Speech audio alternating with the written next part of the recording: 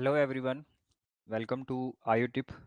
आयुटिप की आज के ओरिएंटेशन सेशन में हम डिस्कस करेंगे कि हम कैसे इस शेड्यूल को जो आपके साथ शेयर किया गया था पिछले कल, उसको आपने कैसे फॉलो करना है, आपने पढ़ाई कैसे करनी है और फिर लाइव क्लास में आपको क्या बताया जाएगा।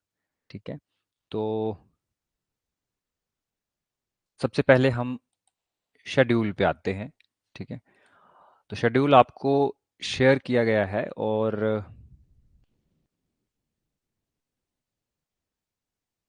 शेड्यूल में आपने दो चीज़ें देखनी है।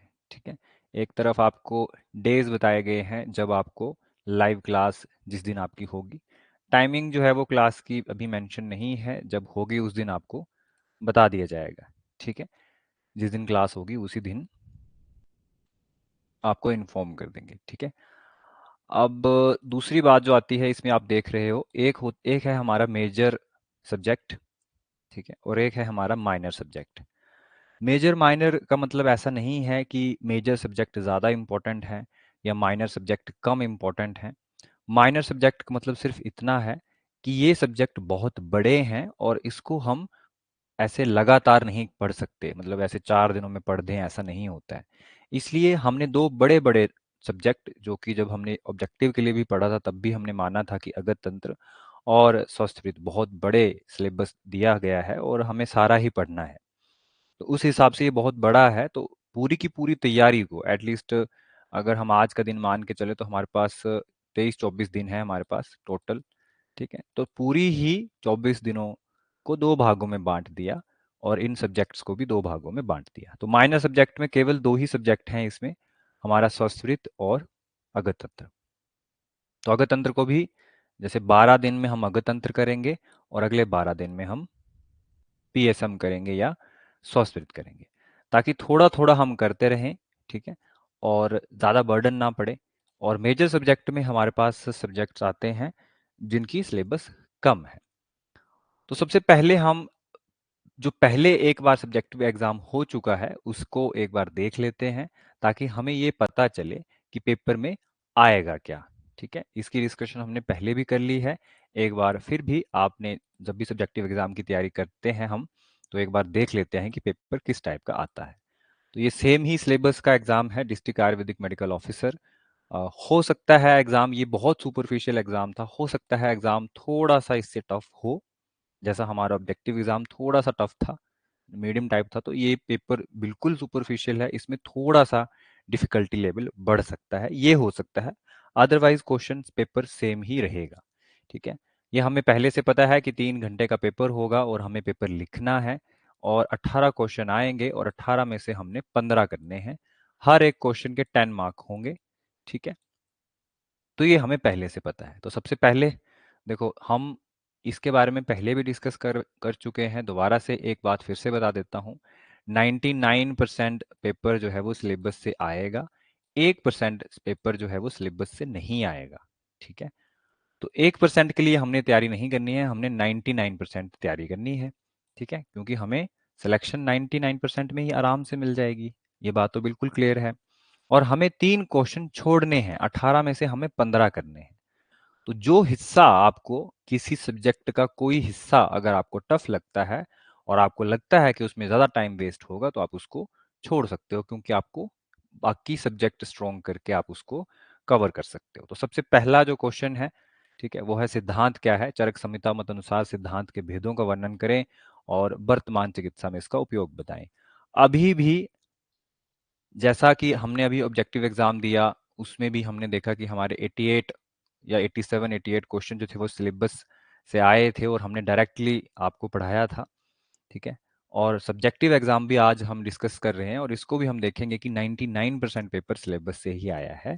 लेकिन अभी भी कुछ कोचिंग इंस्टीट्यूट्स, कुछ यूट्यूब चैनल्स डायरेक्टली इनडायरेक्टली लोगों को, बच्चों को, स्टूडेंट्स को पथ भ्रष्ट कर रहे हैं, बार बार यही बात कह रहे हैं कि आप संहिता पढ़ो।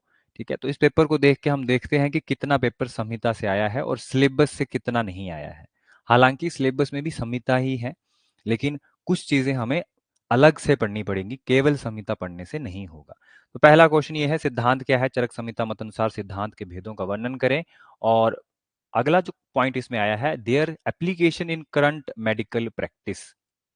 ठीक है, तो आप इसमें देखोगे तो ये क्वेश्चन यहां से आया है, सिंपल पहले पॉइंट से, fundamental and clinical application of Ayurveda. तो ये यहां से उठाया गया क्वेश्चन है। ठीक है, एंड सिद्धांत अकॉर्डिंग टू चरक संहिता। ठीक है, तो सिद्धांत वाले पॉइंट से ये क्वेश्चन आया हुआ है। ठीक है,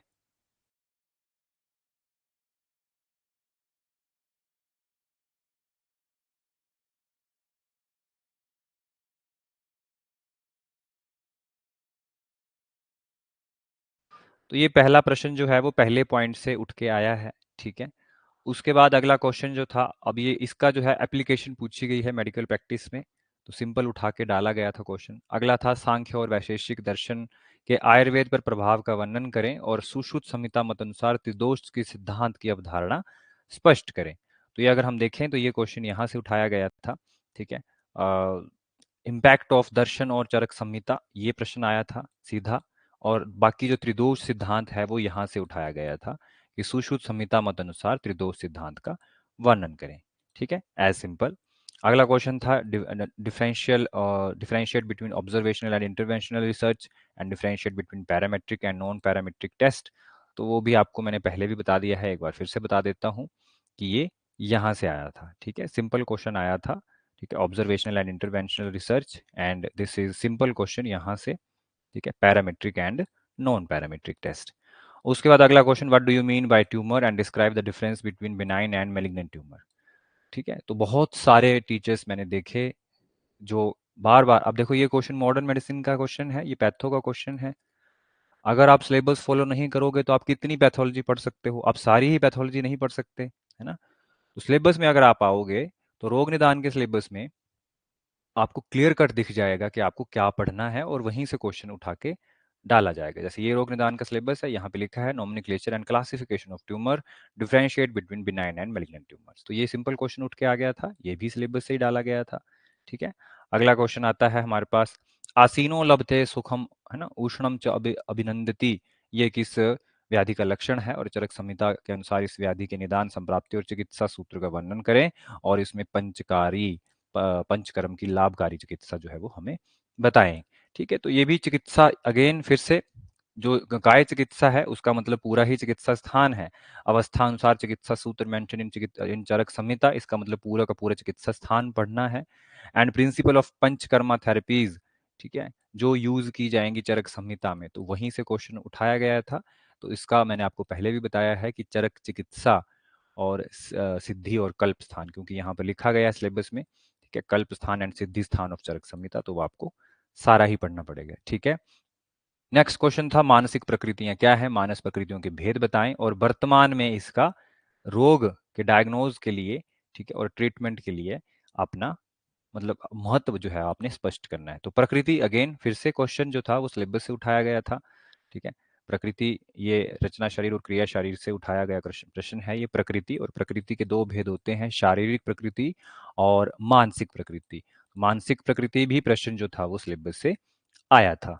ठीक है, तो हमने जो है पूरे ही आपको हमेशा from day one till now हमने हमेशा यही कहा कि आप सिलेबस को ही पढ़ो। सरकार ने अगर सिलेबस दिया है तो सोच समझ के दिया है ना। तो हमने वही सिलेबस आपको पढ़ाया है और वही आपके लिए हमेशा अवेलेबल है। आपने वही वीडियोस दोबारा से उठाने हैं। हमने प्रकृति के लक्षण बहुत अच्छे से आपको बताए थे, वहीं से आपने पढ़ना है। अगला प्रश्न आता है, खले कपोत न्याय और केदारी कुल्य न्याय की तुलना करें और आयुर्वेद के बृहत्रेय ग्रंथों के अनुसार प्राणवायु की रक्षा का वर्णन करें। अगेन ये क्वेश्चन फिर से यहीं से उठा के डाला गया था। ठीक है, ठीक है, यहाँ पर से, ठीक है, यहाँ से फंडामेंटल प्रिंसिपल से, ठीक है, जितने भी न्याय आते हैं हमारे पास, खले कपोत न्याय, ठीक है। और दूसरा जो प्रश्न आया था वो आया था अ, हाँ, वायु, वायु वाला जो प्रश्न आया था वो आप देखो कि त्रिदोष में से वात पित्त कफ, है ना। तो उसमें वात के अगेन फर्दर आगे पांचों भेद जो मैंने आपको अच्छे से पढ़ाए हैं, प्राण वायु की क्रिया का वर्णन करें। ठीक है, नेक्स्ट क्वेश्चन था, चरक संहिता मत अनुसार कामला के लक्षण और चिकित्सा का विवेचना करें। तो वो भी क्वेश्चन चरक चिकित्सा से आया है। और सुश्रुत मत अनुसार पक्षाघात की चिकित्सा का लक्षण और उसकी चिकित्सा का वर्णन करें। अब ये जो प्रश्न है, ये प्रश्न आउट ऑफ सिलेबस है, ऐसा नहीं कहा गया है आपको सिलेबस में पढ़ने के लिए, ठीक है। तो ये जिसको एक्स्ट्रा जिसने पढ़ा था उसको वहीं से होगा। हालांकि शल्य तंत्र में ऐसा नहीं है आपको कि किसी किसी पक्षाघात या इस प्रकार की किसी व्याधि की चिकित्सा पढ़ने को कहा गया है। तो ये जो प्रश्न था ये आउट ऑफ सिलेबस था, ठीक है। वो जो 1% मैं आपको बात कह रहा हूँ वो यही प्रश्न था। उसके बाद आता है कंडरा, कूर्च, मांस, रज्जु, सीवनी और सीमंत, इन वर्ड्स का स्थान और संरचना का वर्णन करें। 10 मार्क्स का क्वेश्चन था और ये डायरेक्ट क्वेश्चन आया था रचना शरीर और क्रिया शरीर से, ठीक है। वहां पर एक प्रश्न आता है, ये टॉपिक आता है शरीर अवयव, ठीक है। तो चरक और सुषुप्त संहिता शारीर स्थान से ये टॉपिक है शरीर अवयव। ये पूरा ही चैप्टर मैंने आपको अच्छे से कराया था और वहीं से ये क्वेश्चन आया हुआ है। अगला प्रश्न आता है द्रव्यगुण से वीर्य क्या है और वीर्य प्रभाव में अंतर बताएं। अगेन ये फिर से प्रश्न यहीं से उठाया गया है। वीर्य है, रस गुण वीर्य विपाक और प्रभाव अकॉर्डिंग टू चरक संहिता हमें पढ़ना था, तो वीर्य यहाँ से उठाया गया था, ठीक है। तो वीर्य और वीर्य क्या है और वीर्य और प्रभाव के बीच में डिफरेंस पूछा गया था। और उसके बाद जो था describe the mechanism of action of following group of drugs with examples. तो आपको एंटी एंजाइनल ड्रग, डायूरेटिक्स और एक्सपेक्टोरेंट्स ये पढ़ने को कहा गया था, जो कि आपको ये मैंने अच्छे से आपको एग्जाम्पल के साथ पढ़ाए हैं।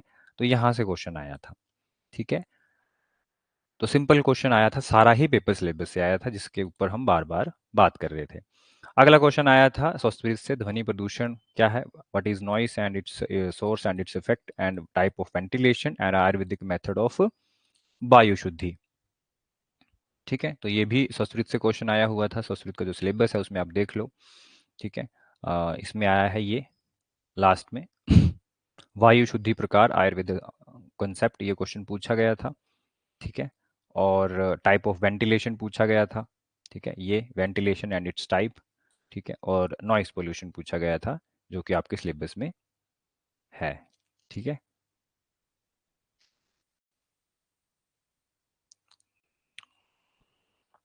ठीक है, जल प्रदूषण, भूमि प्रदूषण, हाँ ये नॉइस पोल्यूशन, ये simple noise sources effect and control. तो ये डायरेक्ट क्वेश्चन आपसे पूछा गया था। उसके बाद अब अगेन क्योंकि संस्कृत बहुत बड़ा टॉपिक था, ठीक है। जब हमने स्टार्ट किया था तो बहुत सारे स्टूडेंट्स, बहुत सारे कोचिंग इंस्टीट्यूट्स, ठीक है, हमारे ही स्टूडेंट्स को बार बार ये बता रहे थे कि तुम लोग संस्कृत क्यों पढ़ रहे हो, उससे कोई क्वेश्चन नहीं आएगा, ठीक है। और तुम लोग संहिता पढ़ो। तो उन लोगों को ये बिल्कुल एग्जाम दिखाना और बिल्कुल सिलेबस आपने दिखाना है कि ये देखो एक क्वेश्चन नंबर 11 है 10 मार्क का संस्कृत से और एक क्वेश्चन नंबर 12 है 10 मार्क्स का संस्कृत से। तो टोटल 20 मार्क्स का जो पेपर है 150 में से वो संस्कृत से आया है, ठीक है। तो ये बड़ा सिलेबस था, इसीलिए बड़ा टॉपिक, दो दो क्वेश्चन आए, ठीक है। तो ये क्वेश्चन ये आया था और उसके बाद जो अगला क्वेश्चन आया था संक्रामक रोग का पॉइंट आया था, ठीक है, ठीक है। वो भी सिलेबस से ही आया था। अब यहाँ पे ये आयुर्वेद कंसेप्ट ऑफ व्याधि क्षमत्व एंड संक्रामक रोग, और ये भी 10 मार्क्स में आया था, ठीक है। तो जिसने सिलेबस पढ़ा होगा वही इन क्वेश्चंस को कर पाएगा। अगर आप संहिता पढ़ोगे तो आप ये दो क्वेश्चन नहीं कर पाओगे, ठीक है। उसके बाद अगला क्वेश्चन आया था पेया क्या है और श्वास कुठार रस के उपयोग का वर्णन करें, और जीएमपी क्या है and describe the role of pharmacovigilance, ठीक है। तो ये भी आप सीधा रस शास्त्र के सिलेबस में जाएंगे तो आपको क्लियर कट दिख जाएगा, ठीक है। ये रसशास्त्र में डिफरेंट कल्पना फॉर्म शारंगधर संहिता हमने आपको अच्छे से डिटेल से समझाया है पेया क्या है, और पेया से क्वेश्चन एमसीक्यू में भी आया था, ठीक है। तो यहाँ से क्वेश्चन आया था। और उसके बाद आया था, देखो ये फार्माकोविजिलेंस इन आयुर्वेदा डायरेक्ट उठा के डाला गया है, ठीक है। एंड अगेन जीएमपी, ये भी क्वेश्चन डायरेक्ट उठा के डाला गया है। और इसके अलावा various formulation mention in the NCISM syllabus found in the मध्यम खंड ऑफ शारंगधर संहिता, तो वहां से आपको श्वास कुठार रस डायरेक्ट उठा के डाला गया है और उसके घटक और उपयोग का वर्णन करें। तो अब जैसे ये वाला प्रश्न जो है वो आप छोड़ सकते हो, ठीक है। अगर आपको ये नहीं आता है तो आप इसको छोड़ सकते हो। अगर आप अब जहां पे जितना पूछा गया है आपने उतना ही एक्सप्लेन करना है।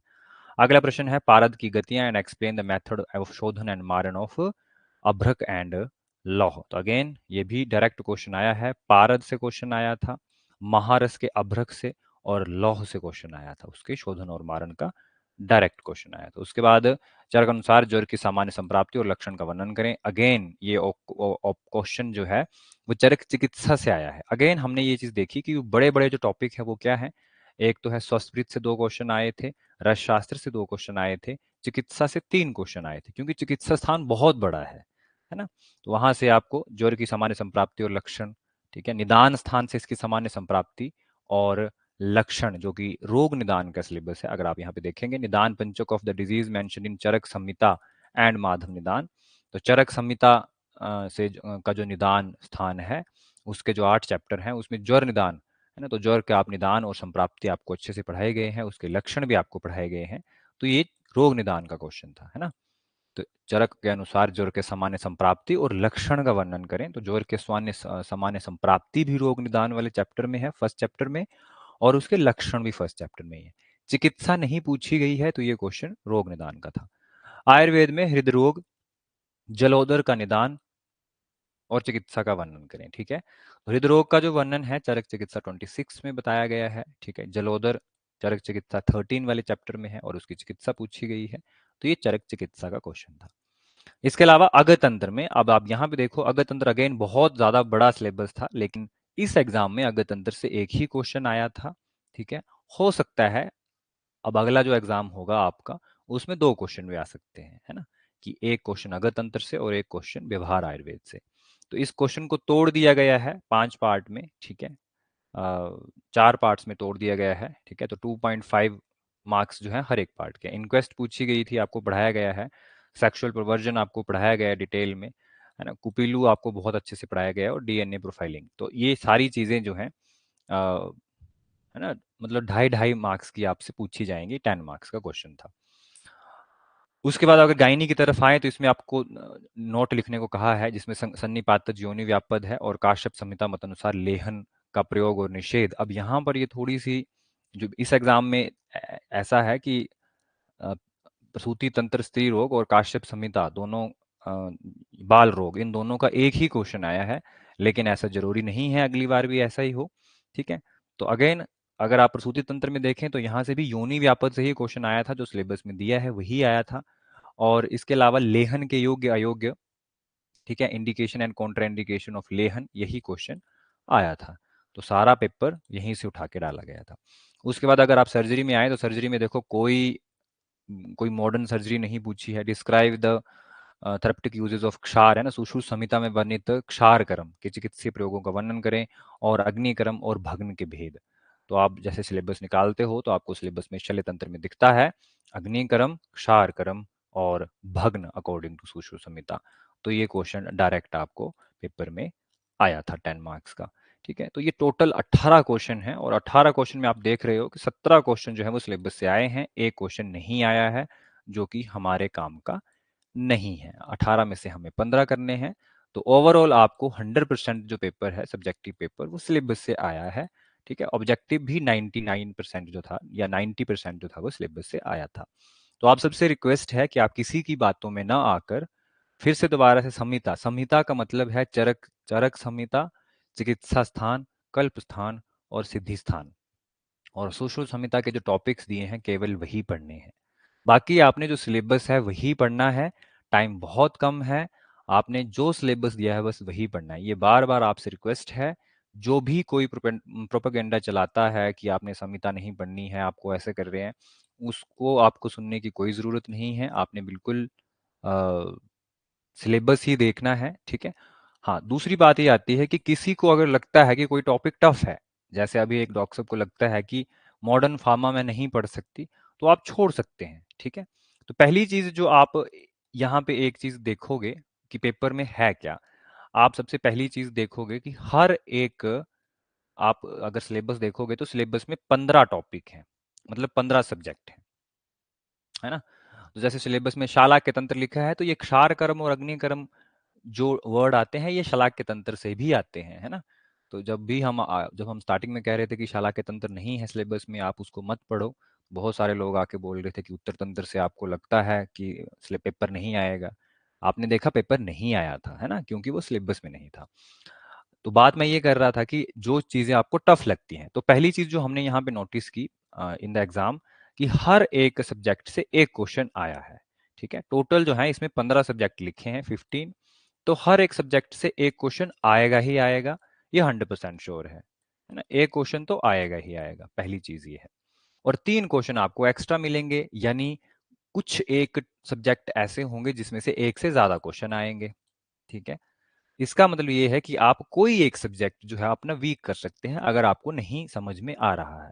जैसे अभी एक डॉक्टर साहब की क्वेरी है कि उनको जो है वो फार्मा, मॉडर्न फार्मा जो है जिसमें मोड ऑफ एक्शन पूछा गया है, ये वाला पॉइंट है ना, ये सबको डिफिकल्ट लगता होगा आप सबको, तो आपने ये नहीं करना है ना। अगर जिसको डिफिकल्ट लगता है आप छोड़ सकते हो, है ना। ये हमारी आपको एक सलाह है, ये जरूरी नहीं है, जिसको अच्छे से आते हैं पहले से वो कर सकता है ना। तो ये वाला पॉइंट आप छोड़ सकते हो कि ये अगर क्वेश्चन यहाँ से मिक्स होके आएगा, तो अगर आपको लगता है कि यार ये मैं नहीं कर पाऊंगी, है ना, तो आप छोड़ सकते हो, इसमें कोई दिक्कत नहीं है ना। पहला तो पॉइंट ये हो गया। अब पहली चीज जो हमने यहाँ पे नोटिस की है कि हर एक सब्जेक्ट से एक क्वेश्चन जरूर आएगा, इसीलिए आपको सारे ही सब्जेक्ट पढ़ने हैं। आप तो रिवाइज करने हैं, कम ही टाइम बचा है तो, है ना, आपके पास आपने रिवाइज ही करना है, एक बार आपने अच्छे से समझा हुआ है। और अब ये उन लोगों के लिए आसान है जिन लोगों ने सब्जेक्ट जो था वो सिलेबस वाइज पढ़ा है और उसको समझा है। देखो, समझना बहुत जरूरी था, लिखने के लिए आपको समझ होना जरूरी है। ठीक है, तो पहला जो आपने पहले 1, 2, 1.5 महीने जो लगाए हैं समझने में, वो बहुत अच्छा काम किया है। अब आपने रिवाइज करना है। तो पहला पॉइंट ये है कि एक क्वेश्चन एक सब्जेक्ट से बिल्कुल आएगा, है ना। तो दूसरा, अब दूसरी बात ये है कि आपकी अगर आपको कोई टफ लगता है पॉइंट, आप उसको छोड़ भी सकते हो, लेकिन कोशिश ये करना कि वो टॉपिक 1 से 2 हो, उससे ऊपर ना हो, है ना। क्योंकि यही सबसे मतलब आपकी सिलेक्शन के लिए यही पेपर मेन पेपर है। ठीक है, दूसरी बात आपको मैं एक पेपर में दिखा दिखा देता हूं। जैसे कि आप यहाँ पे देखो कि आपको 10 मार्क का क्वेश्चन है, लेकिन ऐसा नहीं है कि एक सिंपल सा क्वेश्चन डाल दिया है और आपने वो 10 नंबर का लिखना है और कोई कहानी लिखनी है ना। ऐसा नहीं है, आपका जो क्वेश्चन है वो तोड़ के डाला गया है ना। जैसे आप सिंपल कोई क्वेश्चन निकाल के देख लो, जैसे यही क्वेश्चन है, ये जो द्रवगुण वाले क्वेश्चन की मैं बात कर रहा हूँ। जैसे इसमें आपको ये 10 मार्क के 2 पार्ट में क्वेश्चन डाला हुआ है, जिसमें एक पार्ट में ये है कि वीर्य क्या है, वीर्य और प्रभाव में अंतर बताएं, यानी 5 मार्क का क्वेश्चन ये है, अंडरस्टूड है ये तो। ठीक है, तो आपने वीर्य की डेफिनेशन लिखनी है और प्रभाव की डेफिनेशन लिखनी है, दोनों को डिफरेंशिएट कर देना है आपको। 5 मार्क्स में से जितने भी उसको एग्जामिनर को लगेंगे वो उतने मार्क्स आपको दे देगा। दूसरा, अगर आप यहाँ पे देखें तो describe the mechanism of action and example, तो 2 पॉइंट इसने पूछे हैं। एक इसने पूछा है mechanism of action and second is example. और कितने ड्रग दिए हैं? 3 ड्रग दिए हैं। टोटल ये क्वेश्चन है 5 मार्क का, है ना। तो आपको ये बिल्कुल लग रहा है कि हर एक क्वेश्चन जो है वो, हर एक पार्ट जो है वो लगभग लगभग 3, है ना, 2 मार्क का है ना। 3 दूनी 6, है ना। दो तो एंटी एंजाइनल ड्रग भी अगर आप मतलब ये टोटल जो क्वेश्चन है इसका जो फर्स्ट पार्ट है ये, इसको 2 मार्क मिलेंगे। तो ये आपने अंडरस्टूड है कि अब 2 मार्क मिलेंगे तो आपने एक लाइन लिखनी है, बस एक लाइन। अब 2 मार्क मिलेंगे तो इसको भी तोड़ दो, एक लाइन में आपने लिखना है मोड ऑफ एक्शन, कि एंटी एंजाइनल ड्रग करते क्या है, थ्रोम्बोलिसिस करते हैं, बस इतना सा लिख दो। दूसरे में आपने एग्जाम्पल लिख दिए 2, तो आपको ये 2 मार्क मिल गए। 2 मार्क में आपने डायूरेटिक्स लिखना है कि डायूरेटिक्स करते क्या है, ठीक है, कि एडीएच को या सोडियम इसको चेंज कर देते हैं। और एक आपने उसका एग्जाम्पल लिख दिया, ठीक है, तो 2 मार्क आपको इसको भी मिल गए। एक्सपेक्टोरेंट्स में भी आपने ऐसे कर लिया, ठीक है। तो अब इसमें आपने एक चीज नोटिस की कि अगर आप इस क्वेश्चन को अटेम्प्ट करते हो तो आपको देखो, अगर आपको कोई 10 मार्क का क्वेश्चन अगर आप अटेम्प्ट करते हो, ठीक है, तो उसमें जैसे ये सीधा क्वेश्चन पूछा है, मान लो ये ट्यूमर वाला क्वेश्चन पूछा है, 10 मार्क का अगर आप ये अटेंड करते हो, ठीक है, तो आप लिखोगे ट्यूमर क्या होता है, दोनों में डिफरेंशिएट करोगे, सब कुछ लिखोगे, तो आपको मैक्सिमम जो मार्क्स मिलते हैं, जैसे आप बीएमएस में देखा, आपको 7 या 8 मार्क्स मिलेंगे अगर बहुत अच्छा करोगे तो। 7 8 मार्क्स मिलेंगे, बहुत ही अच्छा करोगे तो 8 मार्क्स मिलेंगे, अदरवाइज 7 या 6 मार्क्स मिलते हैं, ठीक है। इसके अगर इसकी जगह पे आप ये क्वेश्चन करते हो तो 5 में से अगर आप अच्छा सा लिखते हो तो 5 में से 4 नंबर आपको मिल ही जाएंगे, ठीक है। और यहाँ पे भी आप अच्छा अच्छा करते हो तो आपको यहाँ पर भी 4 मार्क्स मिल जाएंगे। तो यहाँ पे ज्यादा संभावना है आपको मार्क्स मिलने की, जहां पर आपको क्वेश्चन तोड़ के पूछा गया है। और जहां पे आपको बड़ा क्वेश्चन पूछा गया है वहां पे आपके पास मटेरियल कम हो जाएगा और फिर आप लिख नहीं पाओगे और वहां पे आपको मार्क्स फिर कम मिलेंगे। तो एक चीज आपने ये ध्यान रखनी है कि जिसमें ए और बी पार्ट दिए हैं, हो सके तो उसको करना। सबसे पहला तो आपने ये याद रखना है कि क्वेश्चन वही करना है जो आपको अच्छे से आता है। दूसरा, क्वेश्चन अगर आपको ए और बी पार्ट वाला जिसके बड़े सारे टुकड़े हैं वो अगर आपको आता है तो आपने वो अटेम्प्ट करना है। ठीक है, ये दो चीजें आपने ध्यान में रखनी है।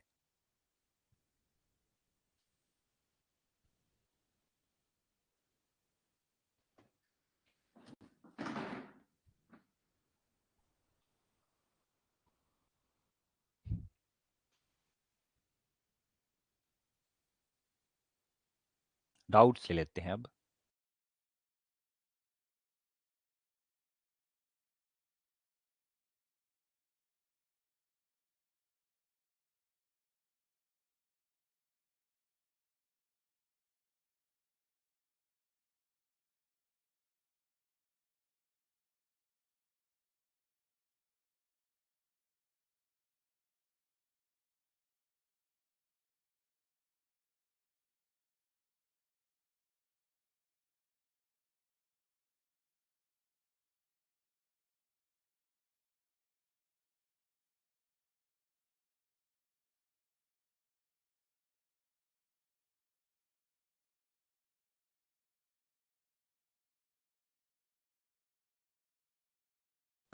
अच्छा, पहला क्वेश्चन ये है कि सर जो क्वेश्चन हाफ एक सब्जेक्ट से है तो हाफ दूसरे सब्जेक्ट से है, मान लो हाफ हाफ आ रहे हैं तो क्या करें।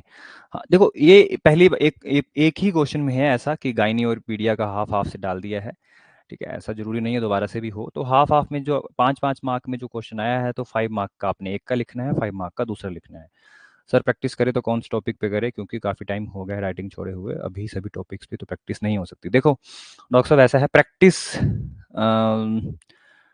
लिखने की प्रैक्टिस की ज़रूरत तो नहीं होती है, लेकिन आप नोट्स बनाना शुरू कर दो, है ना। जैसे अभी आपने फिलहाल अभी आपने क्या करना है, जब तक आपकी क्लास लाइव जो क्लास 1 नहीं होती तब तक आपने जो आपको टॉपिक दिया गया है पढ़ने के लिए उसको आपने पढ़ना है। ठीक है, और बस आपने उसको अच्छे से समझना है। फिर उसको लिखना कैसे है ये मैं आपको फर्स्ट क्लास में बताऊंगा। और फिर आपने क्या करना है, उसके नोट्स खुद बनाने की कोशिश करनी है। दोनों चीज़ें हो जाएंगी, आपको नोट्स भी मिल जाएंगे और आपकी प्रैक्टिस भी हो जाएगी, है ना। सर मैक्सिमम कितने पेजेस लिखने हैं 10 मार्क्स और 5 मार्क्स के लिए? देखो ये पेजेस कितने लिखने हैं ये सब हम बाद में डिस्कशन करेंगे।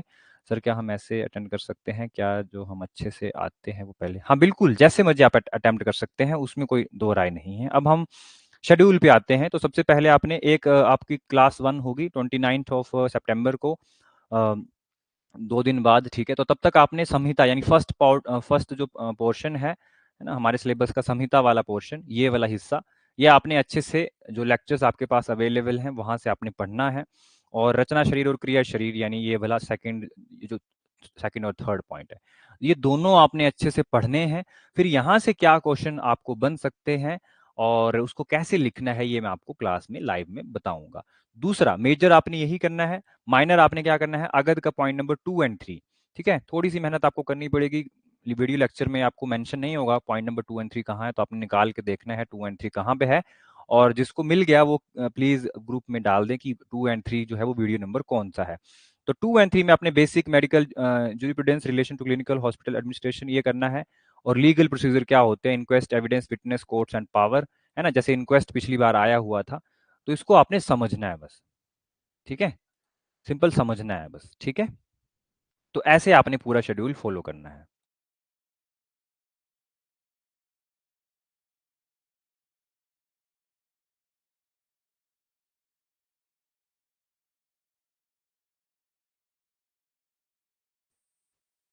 ठीक है, तो उसके बाद अगेन बाकी क्या है, सेम ही है, बाकी आप समझ जाएंगे। अगली क्लास जो है वो 2 अक्टूबर को होगी, जिसमें रोग निदान निदान आपने कंप्लीट कर लेना है, प्रसूति तंत्र कंप्लीट कर लेना है। ये जो मेजर सब्जेक्ट हैं ये आपके छोटे छोटे सब्जेक्ट वो हैं जो जल्दी हो जाएंगे। आपने पढ़ा है, आपने समझा है, बस आपने रिवाइज करना है।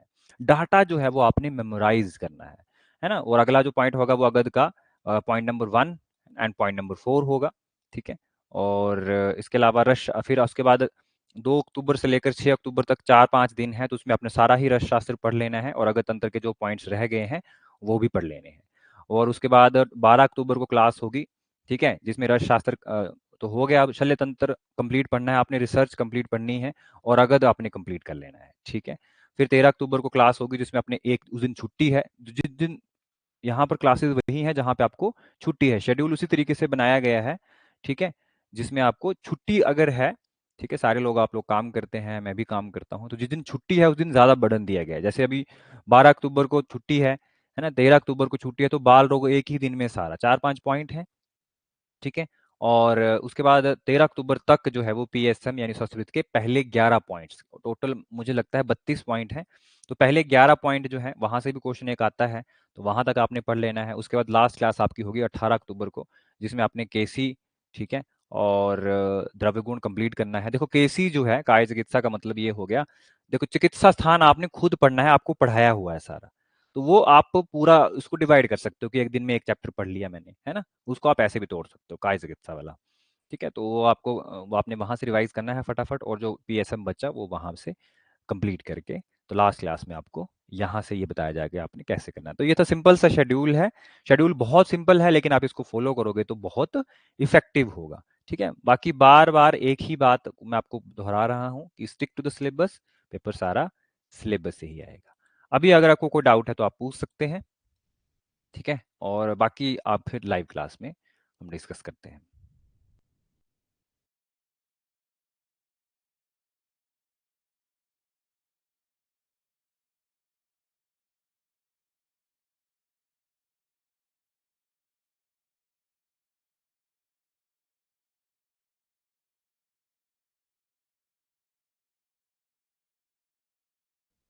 Okay, thank you.